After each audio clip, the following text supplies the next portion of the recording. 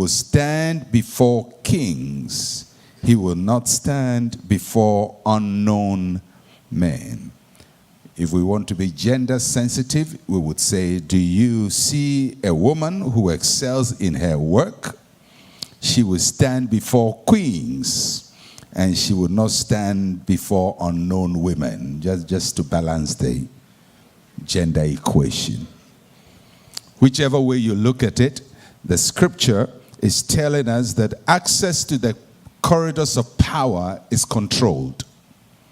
There is access control. You can't just walk into the corridors of power. You can't just say, well, I live in Washington, I can just go to the White House and go to the West Wing and write executive orders. You can't just do that, because access to the corridors of power is controlled. In your office, you can't just go to the chief executive's office and start issuing directives, because access is controlled. Powerful people move within their company, and they control access to that company. There are passwords and codes to give you access to power. And if you don't have the codes and the passwords, power will be denied you. You can be very close to power, but not have access to it. Wherever power is, there will be gatekeepers and power brokers who control access to power. And you have to connect to the right people in order to have access to the sources of power. Excellence opens doors to power centers. Your character and the quality of your work brings you to the attention of kings. There are different kinds of kings. There are lower kings and there are higher kings. There are area kings, there are village kings. There are city kings, there are regional kings. There are national kings, there are global kings.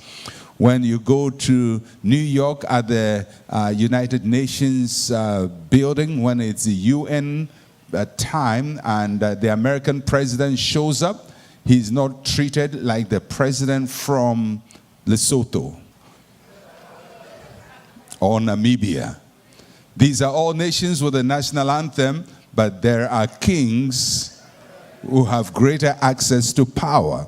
Now, you may be able to have access to the president of Namibia.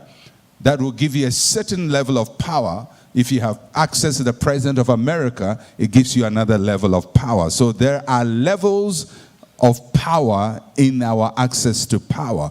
And sometimes we are able to access village kings, but not global kings. May God give you access to global kings. So today I'm going to focus a lot on the first chapter of the book of Daniel, because Daniel understood this whole system of power. I started developing this message, I think about 5 years ago, reading the book of Daniel and just studying Daniel and how he had to deal with power. So let's go to Daniel chapter 1, and I'm going to start from verse number 1. And it reads, in the 3rd year of the reign of Jehoiakim, king of Judah, Nebuchadnezzar, king of Babylon, came to Jerusalem and besieged it. And the Lord gave Jehoiakim, king of Judah, into his hand, with some of the articles of the house of God, which he carried into the land of Shinar, to the house of his God, and brought the articles into the treasure house of his God. Then the king instructed Ashpenaz, the master of his eunuchs, to bring some of the children of Israel and some of the king's descendants and some of the nobles, young men in whom there was no blemish, but good-looking, gifted in all wisdom, possessing knowledge and quick to understand, who had ability to serve in the king's palace, and whom they might teach the language and the literature of the Chaldeans. Just reading that passage, you know, anytime I read the passage, I just get new, fresh understanding. I wish I could go on another tangent, but I have to stay on course. Daniel was a citizen of a conquered people. His nation had been defeated in war. He was a spoil of war. He moved from his nation, Judah, to Babylon. The interesting thing as you read the book of Daniel is the role God is playing in this whole equation. If God had to take sides, he should be on the side of Judah. But God gives Judah to Babylon. Babylon is a pagan nation, but God is taking his people into captivity in Babylon. And the Bible says that when Nebuchadnezzar conquered Judah, he took the articles from the house of God to the house of his God. But that was all in the plan of God. The things God does, you can never always understand. Now, to all intents and purposes, you would say that Daniel is a loser. His nation has lost, his king lost, and to an extent, you say his God has been conquered. Because the articles from the house of his God is taken to the house of the gods of Babylon. Now, if you were Daniel, you would enter Babylon with a low self-esteem. Everything you believed in has been overcome. The God you trusted in seemed to have been conquered. The king you believed in has lost his battle. You have been taken captive, and you are now a servant of Nebuchadnezzar. Yet in Babylon, Daniel rose to heights that he could not have attained if he had lived in Judah. He rose higher in Babylon than he would have risen higher in Babylon. In Babylon, Daniel's life is profoundly influenced by two very important individuals. And I want you to note this carefully. And the Bible mentions the name. The first is Nebuchadnezzar. Nebuchadnezzar is the monarch. He's the king. He's the superpower of his day. He's strong. He's powerful. He's expansionist. And at the height of his power, Nebuchadnezzar, you would say, was the greatest leader of the known world. Nebuchadnezzar was the biggest guy in town. He was expanding his territories.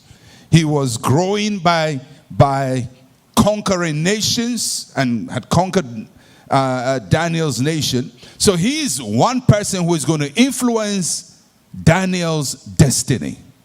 Whether Daniel likes it or not, Nebuchadnezzar will influence his destiny. And Nebuchadnezzar is an idol worshiper, but he's going to influence Daniel's destiny. Sometimes God will make people influence your destiny whom you hate. You have to be open to the wisdom and the ways of the Lord. So you would think, well, Daniel should hate Nebuchadnezzar because this guy has conquered us. He hates our God. He hates us. But he's going to influence Daniel's destiny. The second person who is going to influence Daniel's destiny is a guy called Ashpenaz. Ashpenaz is a eunuch, but he is the mentor and the power mover around Nebuchadnezzar. The role of Ashpenaz is that he must identify talent. Nebuchadnezzar is looking for talent to build his kingdom. And he says, Ashpenaz, you look for talent. You groom the talent and you open doors for the talent.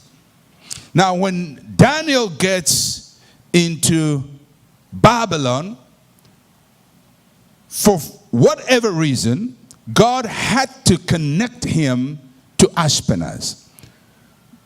There are people who are talented who never amount to much in life.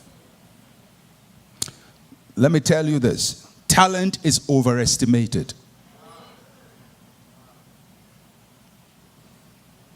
You can be the greatest footballer in the world if you play in your village and no talent scout finds you. You would die with your talent in your village. You can have the best voice in the world, but if no Ashpenaz discovers you, your talent dies with you. The greatest footballer in the world is not the most talented. He was the one who was discovered. The people who rise to the top are not the best. They are the ones who were discovered. If nobody discovers you, your talent dies with you. Do you think Beyonce has the best voice of all the female vocalists in this country? No. Do you think that Michael Jackson was the best dancer? No. As a matter of fact, he learned his dance moves from other people. The difference between Michael Jackson and other dancers in the street is Ashpenaz, the talent hunter, who has to discover you and bring you to the corridors of power. And may God give you an Ashpenaz who would find you and bring you to the corridors of power. It's so critical. There are people who would never play on the big stage, and it has nothing to do with their capacity. It has to do with their discovery. If the right person finds you, in 24 hours, your destiny will change. And sometimes we talk about people like, we say, well, Joseph's destiny was changed 24 hours, but because somebody recommended him. With that recommendation, he would dream and interpret dreams in the prison. He would be a prison interpreter of dreams. He would do it for prisoners, but that's as far as he goes. That talent can change nations, but it can be limited to prison. David was a great warrior, but Samuel had to discover him. When it comes to moving in the corridors of power, get this and get it right. It's not so much about your skill and your talent and your ability. It is about Ashpenaz, the one who discovers you. So many boys go into captivity. And in the days of Daniel, many boys. So the king says to Ashpenaz, go through the Hebrew boys and pick talent for me. So now the destiny of everybody is dependent on Ashpenaz. They have to catch his eye. And sometimes the person whose eye you must catch may be so much around you and not reveal themselves. Because people who are looking for talent don't always advertise themselves. There are three broad categories that Nebuchadnezzar used to recruit people into the corridors of power. In those three categories, we see three gates to the corridors of power in the Babylonian system. The first category was physical form. The Babylonian system was a system that placed value on physical form and looks. Nebuchadnezzar says, I want young men who are youthful and without blemish. So I'm looking for youthfulness and I'm looking for strength. He wanted people who had strength. And then he wanted people who are good looking. Appearance. So, if you were not good looking in those days, you were in big trouble. Talented, but ugly.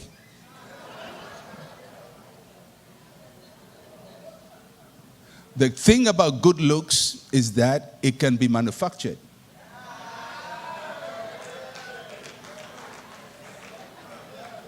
By the way you dress, by the way you present yourself, by the way you stand, by your posture. The way you wash yourself, the way you smell. Because the Babylonian system is a very important system. It's a system that judges appearance. It doesn't judge character. God looks to the heart. He's the only one who has the capacity to do that. But man looks on the outward. Because we are not omniscient. We don't have the power to see people's hearts. I can't know your heart. I will only judge you by what I see. So, what Nebuchadnezzar is saying is, I can't know their heart, but I would look at how they look out outwardly. And there's a logic to it. The logic is, what he has on the inside is going to reflect on the outside. If a person is organized mentally, they'll be organized externally. So when you see a person and the way they are dressed, if the dress combination is very bizarre, and I know people want to make fashion statements, but you know, when you are young and looking for opportunity, don't make statements.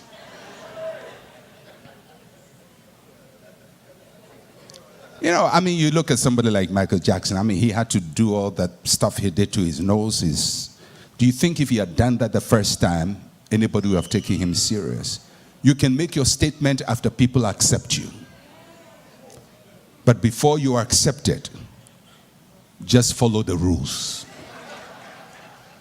All right? I mean, you can't go for interview wearing a red shirt and a yellow trouser and a green shoe. And say, well, that's my style. Yeah, you can do that when you are CEO. Anything will be accepted. But before you get there, Ashpenaz is going to judge you by his standard, not your standard. So he says, look for people with the physical form. Secondly, he was looking for social class. In the days of Nebuchadnezzar, leadership was hereditary. Kings were inherited by their sons. Royalty was passed on through a bloodline. Thank God it doesn't work that way. But there is a social class. He says, look for the sons of rulers, descendants of kings, and sons of the rich, the nobles. In other words, look for people who have had exposure to high culture. They know how to sit at table and eat with the right fork and knife. And they know how to put the fork in their mouth at the right time. You don't just shovel the food with your fork. You know, you shovel it this way and just dump it in your mouth. The guy looks at you and says, that's a good information. I can't trust him. He's uncultured. Now you may judge it and say, well, but how can you just judge me like that? You are not making the rules. You are too low to make the rules. You have to fit the standard of Ashpenaz. Because Nebuchadnezzar says, this is what I'm looking for, and that's what he's looking for. The reason why a lot of people fail in life is they want to make the rules for the corridors of power. Until you are there, they make the rules for you. And when you get there, you can change the rules. But until you get there, you follow the rules. I recommended somebody for an interview. This is somebody who is looking for a job, always coming, Pastor, I need a job, Pastor, I need a job. So I recommended her to get a job, went for an interview, and she failed, didn't get a job. So she came to me and said, Pastor, I didn't get a job. So I spoke to the person I recommended her to. I said, what happened to the lady? Why didn't she get a job? She says she came for the interview and just was trying to be funny at the interview and informal. Looked at one of the interview panel guys and said, I like your hairstyle. And they said, immediately she said that, we didn't listen to anything she has to say. Yeah, you can say, I like your hairstyle after you get the job. Don't try to be funny. Nobody's trying to joke with you. This is serious. This is Nebuchadnezzar. He sent Ashpenaz. He has his own category. He says, I want good-looking people. I want people who are cultured. You present yourself like that.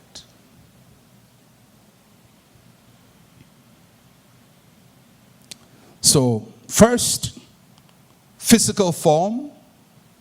Take good care of yourself, dress well, smell well, groom yourself. You know, because sometimes people go for interview and when they speak, there is a release of power. People fall under the power. That's the end for you, my friend. So physical form, social class, very important. It's very important at all levels. Very important at all levels. And the third is mental aptitude. He says, I want people who are gifted in all wisdom, possessing knowledge, quick to understand, ability to serve in the king's palace. Gifted in all wisdom, that is talented people. I want people who are talented, people who are able to solve problems. Remember, in the Jewish culture and in the Semite culture, wisdom was not information. In the Greek culture, wisdom is information. In the Semite culture, that is the Jewish culture, wisdom was problem solving. So wisdom is the ability to solve problems. So the king says, I want people who, not just people who know the theory, but who know how to apply the theory, people who know how to solve problems. Gifted in all wisdom. I want people who are possessing of knowledge. In other words, people who are informed. One who knows what's going on around them. And want people who are quick to understand, clever. You don't have to teach them the same thing 10 times. I want to be sure that I'm not going to waste my time trying to teach this person one lesson. So when I meet them, and when Ashpenaz meets you, Ashpenaz wants to be sure that you're not going to be a drag and a waste on anybody's time. Quick to understand, clever. And then I want people who are cultured. They are able to serve in the king's palace. Somebody with poise and confidence to perform on the big stage. Now, connection to Nebuchadnezzar's system will require training. So there is the recruitment. This is what we are looking for. And then he says, when you come in, we're going to train you. We're going to train you. So they're going to undergo a 3-year training course. I like Nebuchadnezzar. He was just a smart guy. We're going to train you. You are Jews. We're going to make you Babylonians. Wherever you come from, by the time we are through with you, you're going to think like us. Now, this is a system Daniel is trying to penetrate. It's a system that potentially can make him rebel against his God. But he survived it, and I'm going to show you how he was able to do it. So there is the training component, and there are 2 main components of the training. First is language, and second is literature. He says we're going to train them the language of the Chaldeans and the literature of the Chaldeans. You know, what is language? Mastery of communication. Our world has been powerfully influenced by the power of language. Language is like the train that carries goods from one place to the other. God created the world with words. Words are very powerful. Somebody says, well, words are cheap. Well, to one extent, I can understand why people will say words are cheap. That means words that are not backed with anything. Yeah, that's cheap. But words are very powerful. The world has been moved by words. Wars have been won by words. When David met Goliath, he won the word power before the physical battle. Goliath used words, I'm going to kill you. And David says, yeah, you come to me with a sword and with a spear. I come to you in the name of the Lord and blah, blah, blah. That's what I'm going to do. It's a match of words. Words are very powerful. If you're going to win in the corridors of power, you have to be a master of words. Mastery of communication. Now, for people who are recent migrants to any nation, you have to learn to speak in the language of your migrated country for them to understand you. If you are seeking to enter their power system, you have to learn to do that. Now, that doesn't mean that if you are a Ghanaian, you come to America, by all means start, slurring your words like an American. Sometimes if you don't do it too well, it becomes a bit awkward. There is authenticity. Be authentic. The most important thing with language is clarity of pronunciation, that your words can be heard. It's not trying to imitate a native speaker. Leave that to your children. So language, mastery of communication. Presidents lead nations with words. In the corridors of power, words are very, very important. During the Second World War, after Germany had attacked Great Britain in that blitzkrieg and bombs dropping everywhere, they had to change prime ministers because they couldn't cope with the power of Hitler. And Winston Churchill became prime minister, and he had to rally Britain with words. Words, not guns, words. He spoke to them and said, we will never surrender. We'll fight in the sky, we'll fight in the air, we'll fight on the ground, we'll fight on the sea, and we'll never yield, we'll never surrender, and they're going to win the battle. And the whole nation galvanized itself and won the battle. They had arms and were losing. They had armies and were losing. But words changed the configuration of the battle.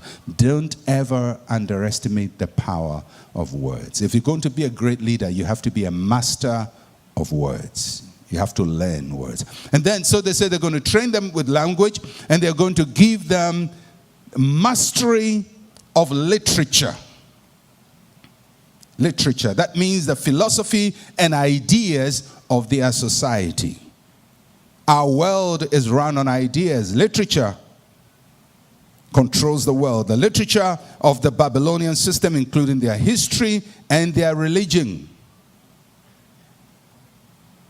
Now, Daniel had to start studying the religion of the Babylonians. Very profound. Somebody say, hey, wouldn't he backslide? No, he had to study it because there's a difference between knowledge and belief. I can study Islam and not be a Muslim. And a Muslim can study Christianity and get a PhD in Christian religion and believe nothing. Knowing the religion of the place you function in is critical to your success. The philosophy, the ideas of the place you function in. When I started traveling to this nation years ago to minister, God opened doors for me to minister in America. I started studying American history. I think I'm a pretty good student on American history. Constantly reading American history, American religion, American philosophy.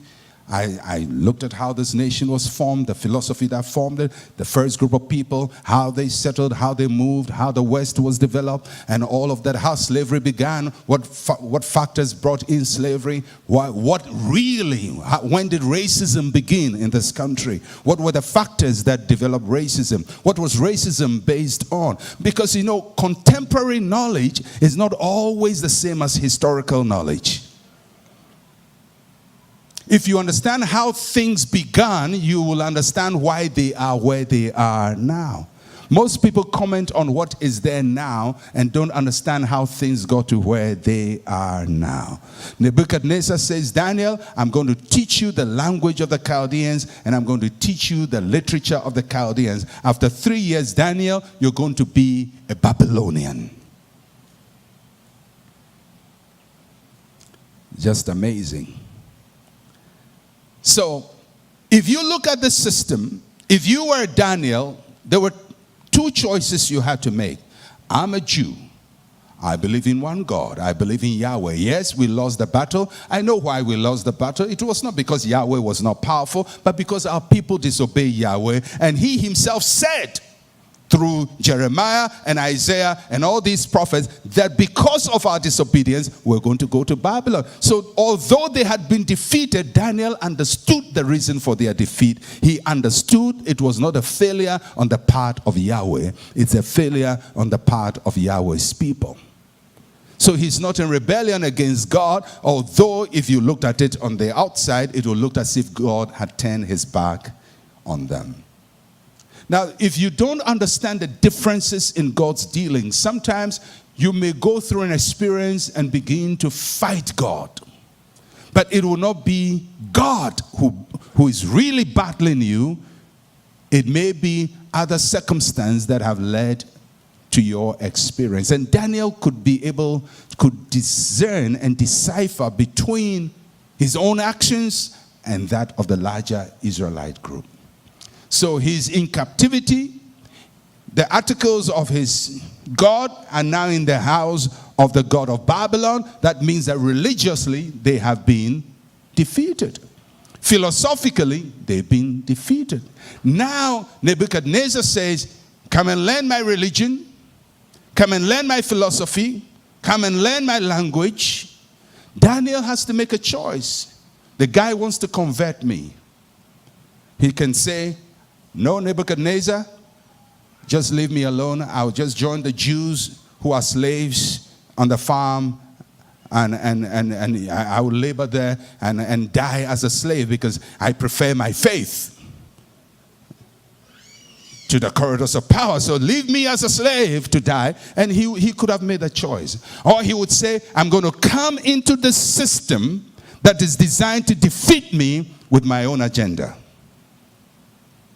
And that was the choice Daniel made. It was a very risky choice, but he made it. Because as you climb high into those places, your faith will be challenged at every step. And you have to resolve. So how did Daniel manage this? From verse 5 of Daniel chapter 1. From verse 5, it says, Then and the king appointed for them a daily provision of the king's delicacies and of the wine which he drank, and 3 years of training for them, so that at the end of that time they might serve before the king. Now from among those of the sons of Judah were Daniel, Hananiah, Mishael, and Azariah. To them the chief of the eunuchs gave names. To Daniel he gave the name Belteshazzar. To Hananiah, Shadrach. To Mishael, Meshach, and to Azariah, Abednego. So this is a major thing. So this is Nebuchadnezzar's agenda. He wants to transform Daniel from a Jew to a Babylonian. And he wants to use Daniel's kingdom, Daniel's intelligence, to build his kingdom. And so he starts the process of transformation. I'm going to train you, but I'm going to even change your identity. And if you read deeper into the meaning of the names, all those names, Belteshazzar, Abednego, Shadrach, now we quote them as if they are Christian names. Let me tell you, these were pagan names, names associated to the gods of Babylon. So he's literally saying Daniel. Daniel means God is my judge, because El is God and Dan is judge. He says, you're not just God, you're not identified with Yahweh. You're identified now with the gods of Babylon.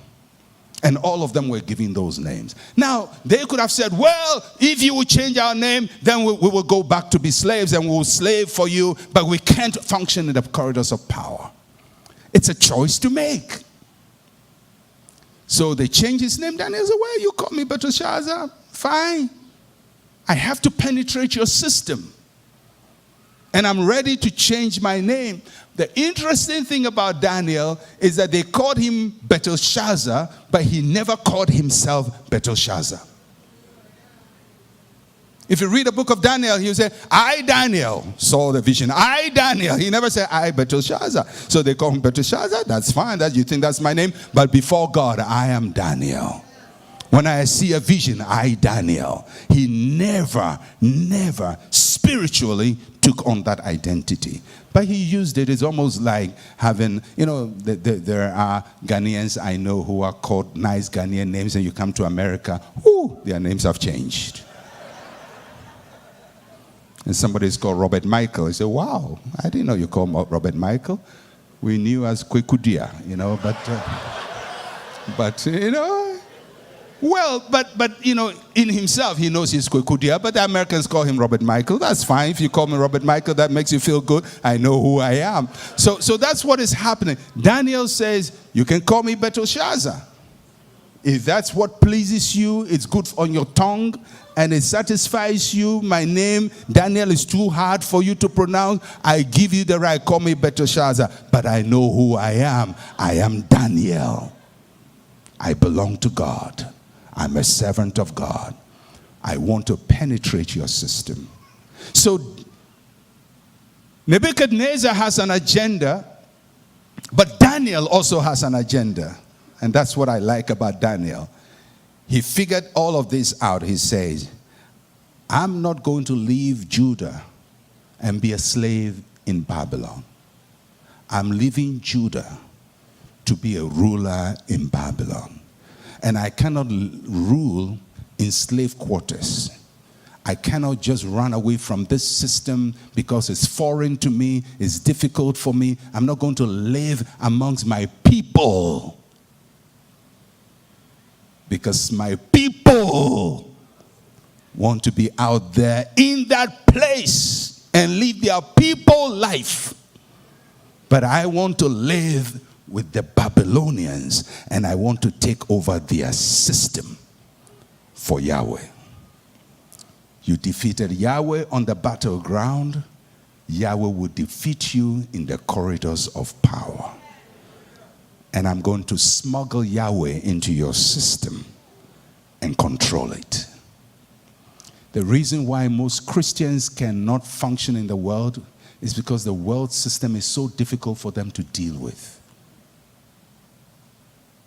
So difficult. And because sometimes Christians have very stiff and fast rules. We can't deal with complexity. For most Christians, everything is black and white. This is of God, it's not of God. This is of God, it's a devil. It's God, devil. This is a devil, this is a devil, this is a devil. Sometimes, my friends, life is more complicated than that. One of my favorite stories it has to do with Naaman. You remember Naaman, the Syrian general who got healed from leprosy by Elisha. And when he was going back after he had gotten healed, he says to Elisha, now I know that Yahweh is the God. I know that. So you can say he's born again, he's converted. But he says, my job is a very tricky one. I am the king's bodyguard. And when the king goes to serve his God, I have to go with him. That's my job. And when he bows before his God, I have to bow. That's my job. That's my professional requirement.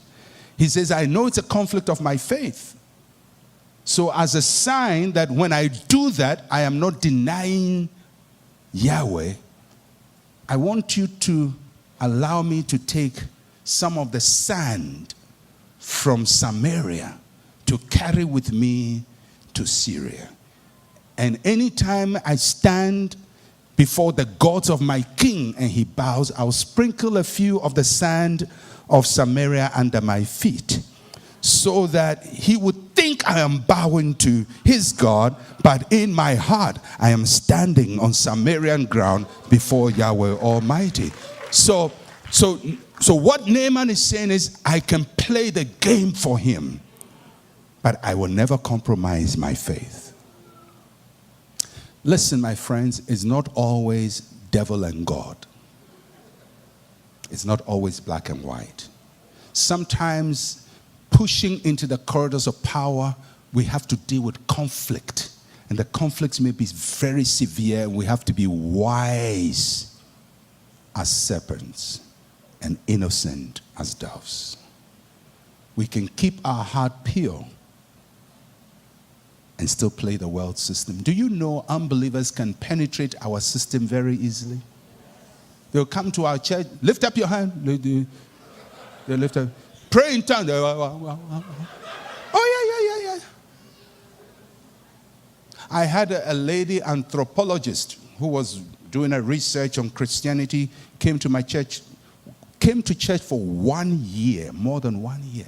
Came for every prayer meeting. I was so glad. I said, oh, this lady is born again. We lift up our hands, she dances. She did all of that. When she had finished, I said, oh, I've won a son to Christ. I said, now that you are a Christian, he says, Pastor, I'm not a Christian, I'm still an atheist. She went through the motions. I said, if an unbeliever can penetrate my system and go through the motions, I can penetrate her system and go through the motions. Because Christians sometimes are so afraid to encounter the world because we are afraid we'll lose our faith. I remember in our Bible college, we're doing comparative religions for Bible school students. Christians just want to read the Bible. We told the students, well, these are world religions. So we gave all the students assignment. We said, go to a Hindu temple, go to a Buddhist temple, go to all these temples, go to a mosque, and go and sit down with the imam and the priest and interview them about their beliefs. The students were scared.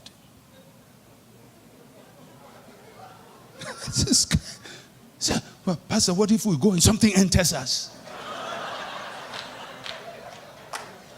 I said, aren't you the one who has been quoting, greater is he who is in me than he that is in the world? You are afraid something will enter you? Do you know the Hindu can come and sit in your church? And the Buddhist will sit in your church and still leave? They can enter our space. We are afraid to enter their space. And if you cannot enter their space, how can you take Yahweh to their space?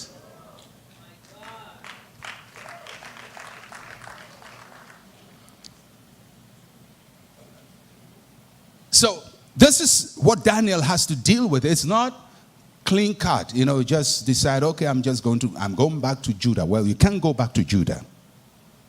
You are in Babylon. Judah is now under Babylonian control. Well, if this is what he's talking about, then I will just be a slave. I don't want to be in any corridor of power. Then you have no influence in Babylon. If you want to have influence, it's going to be a different game. So go to verse 8, Daniel chapter 1.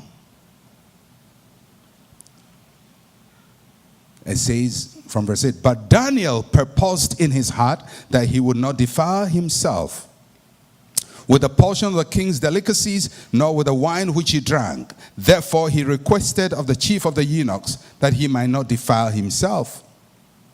Now God had brought Daniel into favor and goodwill of the chief of the eunuchs. And the chief of the eunuchs said to Daniel, I fear my lord the king, who has appointed your food and drink. For why should he see your faces looking worse than the young men who are your age? Then you would endanger my head before the king. That's a very powerful statement.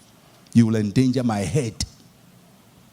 So the coach, Ashpenaz, says, listen, you're putting my job in jeopardy, and I can be executed for this. Now, This is what Daniel says. So Daniel said to the steward, whom the chief of the eunuchs had set over Daniel, Hananiah, Mishael, and Azariah, please test your servants for 10 days, and let them give us vegetables to eat and water to drink. Then let our appearance be examined before you, and the appearance of the young men who eat the king's portions and delicacies. And as you see fit, so deal with your servants. So he consented with them in this matter and tested them 10 days. And at the end of 10 days, their features appeared better and fatter in flesh than all the young men who ate the portion of the king's delicacies. Then the steward took away the portion of delicacies and the wine that they were to drink, and gave them vegetables. Eat your vegetables. As for these 4 young men, God gave them knowledge and skill in all wisdom and the literature, and Daniel had understanding and all vision and dreams. So Daniel also has an agenda. His agenda is he's going to introduce Yahweh to Nebuchadnezzar's kingdom. And his agenda is he's going to be more influential than the most influential advisor to Nebuchadnezzar. So when Daniel goes into Nebuchadnezzar's kingdom, he says, by the time I leave here, this guy is going to recognize that there is a greater God than his gods. And by the time I leave here, I'll be the #1 advisor, trusted advisor of Nebuchadnezzar. I'm going to be the person he listens to. Now from verse 18.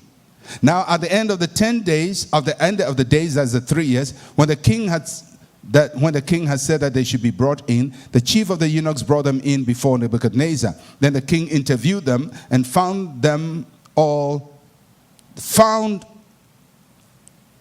interviewed them, and among them all, none was found like Daniel, Hananiah, Mishael, and Azariah. Therefore they said before the king, and in all matters of wisdom and knowledge and understanding which the king examined them, he found them 10 times better than all the magicians and astrologers who were in all his realm. Thus Daniel continued into the first year of King Cyrus. Daniel challenged the system. He tested the system. He changed the rules, and he excelled over the competition. He negotiated space for himself. And that's the interesting thing about Daniel. He knew how to negotiate for extra space. He did not just say, well, if you're going to give me the food, I won't eat it. He says, well, I'm going to give you a trial period. I think I have a superior process. I think that I have a better way. So just give me the chance to prove that the system I have is better. 10 days trial. If it doesn't work, money back guarantee. They tested them after 10 days, and it was proven that they had a better system. Listen to me.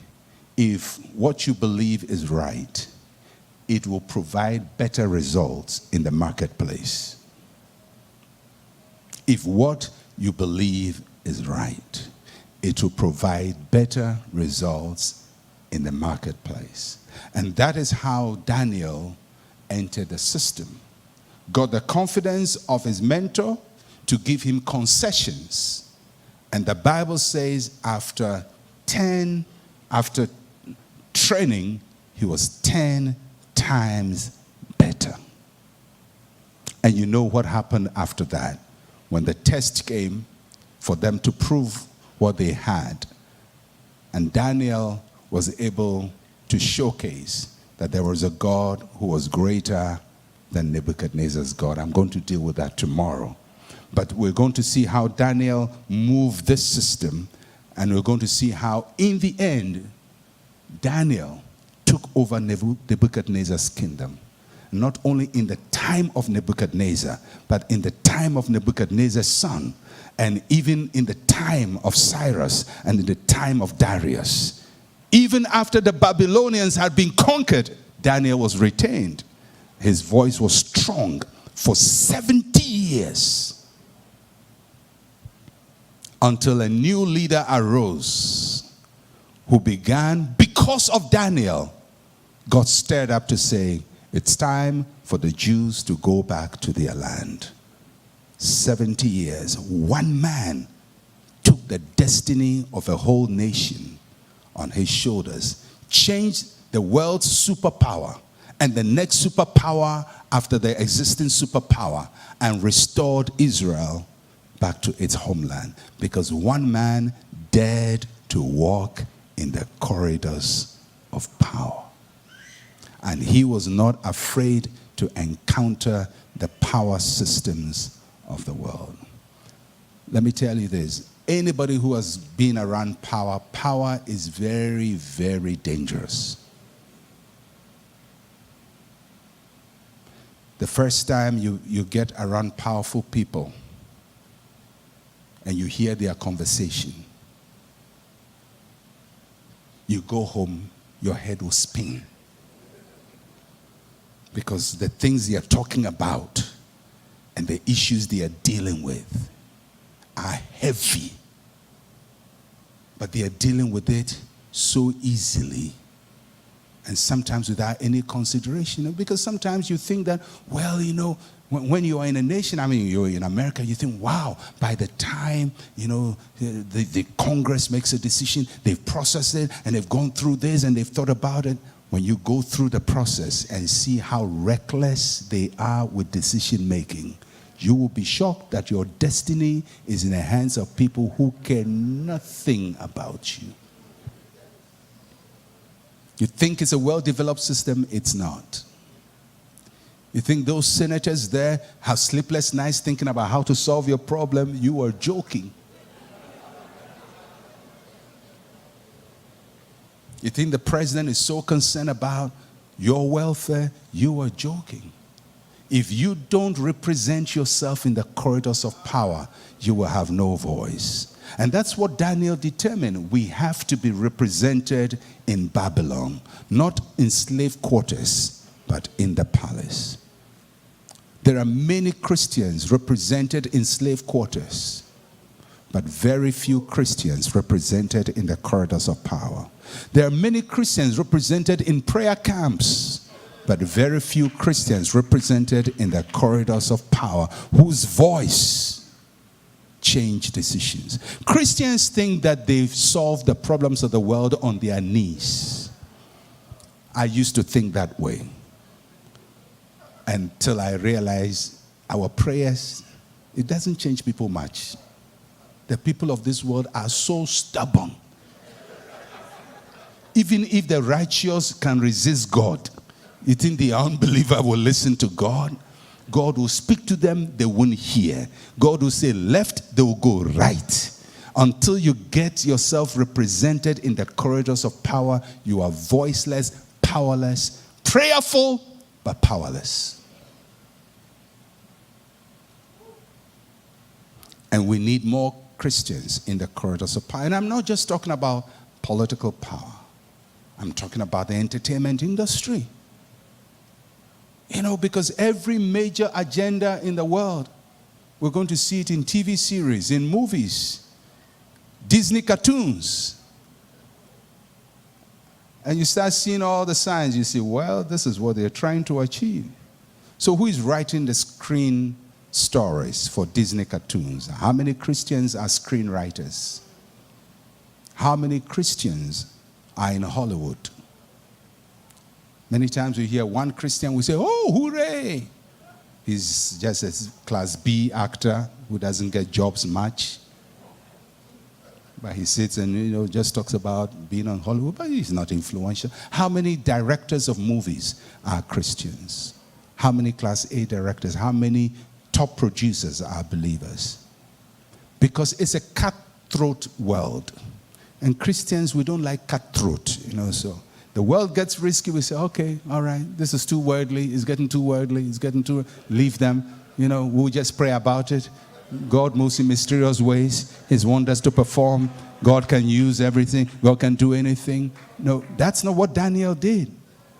Daniel says, when they come to the corridors of power and decisions are being made and they call for options, the voice of Daniel must be heard. That was the problem of the Jews when they were in Israel. They were more than the Egyptians. The Jews, when they were in Egypt, they were more than the Egyptians. The Egyptians themselves said, the people, they are more than us. So let's figure out a way to knock them off. And when they went to caucus, there was no one Jewish voice, because they were all living in Goshen.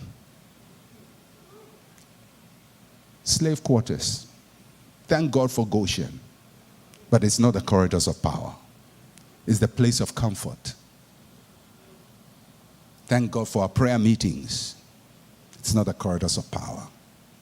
We need a new generation of Christians who penetrate the entertainment industry, the media industry, to become producers of news programs, anchors of news programs, script writers, animators, take over the entertainment industry.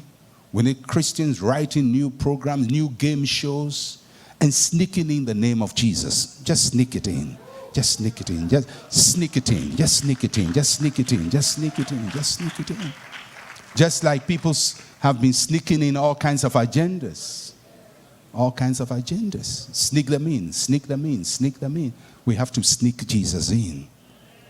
And we can only do that if we act like Daniel and we determine we can function in the corridors of power in spite of all the agenda that goes on there. We also have an agenda for Jehovah. And tomorrow I'm going to take it a little further to show the strategy of Daniel and how he achieved that. And I believe that God is calling a new generation of believers, not just to hide in our sanctuaries, in our churches, but venture to go high. High. In all industries, in the banking industry, entertainment industry is so important to me. Because whether we like it or not, that's what is controlling the world. It's not politics. That's why when it's politics time, everybody wants some entertainers to endorse them. It didn't work the last time, but normally it works. That's another story altogether. But we have to get into the corridors of power. And I believe there are people sitting here whose destiny is not in Goshen, whose destiny is not in slave camp. Your destiny is in the corridors of power. You are going to penetrate those industries. The doors will be open to you where they say Christians cannot come in. You will enter there and you will set an agenda for Jesus Christ. His name will be mentioned on every lip, in every industry, in every world. You will be an ambassador. You will be a Daniel for your generation. How many of you are ready to do that? You're going to go high. Just lift up your hands to God. I pray, Father, for grace, grace, grace, grace, grace. The grace of Daniel to rest upon your people. That in this house, world changers will step into the corridors of power. Men and women who would penetrate and have the wisdom of Daniel. To stand without compromising their faith, but to penetrate to the highest level. In every industry in this nation, may the voice of Christ be heard. In education, may the voice of Christ be heard. In entertainment, may the voice of Christ be heard. In sports, may the voice of Christ be heard. In academia, in the lecture halls, may the voice of Christ be heard. In the Ivy League schools, in Harvard, may the voice of Christ be heard. In Yale, may the voice of Christ be heard. In all the top universities, may the voice of Christ be heard. May you raise up professors of faith, scientists who profess Christ, who will get to the highest level.